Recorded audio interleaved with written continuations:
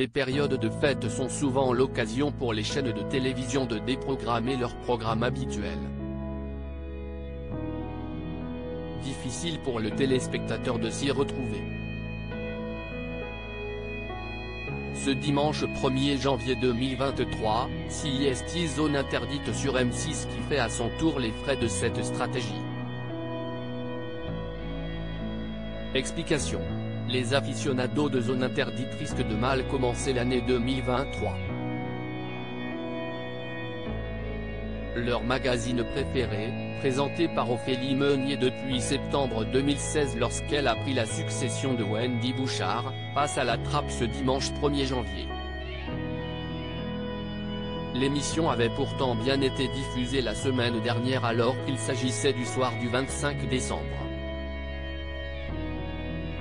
Le sujet intitulé Rocher Mistral, le projet fou du nouveau parc de loisirs provençal avait réuni à peine 1 million de téléspectateurs, pour une part d'audience de 6%.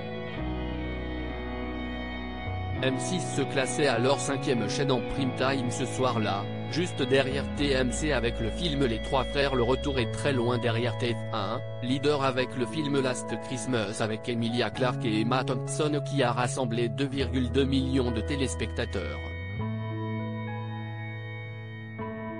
Bataille entre deux films inédits ce dimanche 1er janvier 2023 pour éviter un autre revers d'audience, M6 a décidé de jouer film contre film pour cette soirée du dimanche 1er janvier 2023.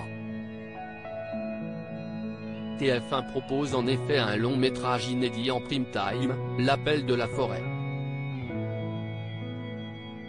Cette adaptation de 2020 du célèbre roman de Jack London met en scène Harrison Ford et Omar Sy avait ramené plus de 1,2 million de personnes dans les salles obscures lors de sa sortie.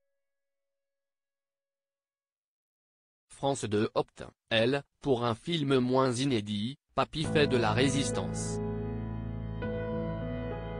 Ce film culte du cinéma français, multi-rediffusé, devrait à nouveau bien fonctionner.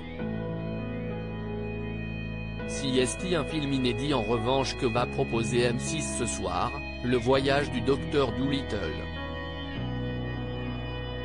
Robert Downey Jr. plus fort que Harrison Ford? Dans cette nouvelle suite des aventures du Docteur Dolittle, personnage rendu célèbre par Eddie Murphy et capable de communiquer avec les animaux, CIST l'acteur Robert Downey Jr. qui reprend le rôle-titre. Une pléiade de stars s'était amusée à doubler des animaux, comme Marion Cotillard, Selena Gomez, Tom Holland ou Emma Thompson. Ironie de la programmation, ce film avait également réuni plus de 1,2 million de téléspectateurs au cinéma en 2020, tout comme L'Appel de la forêt. À lire aussi Le Voyage du Docteur Dolittle, Canal+, comment ont été créés les effets visuels du film.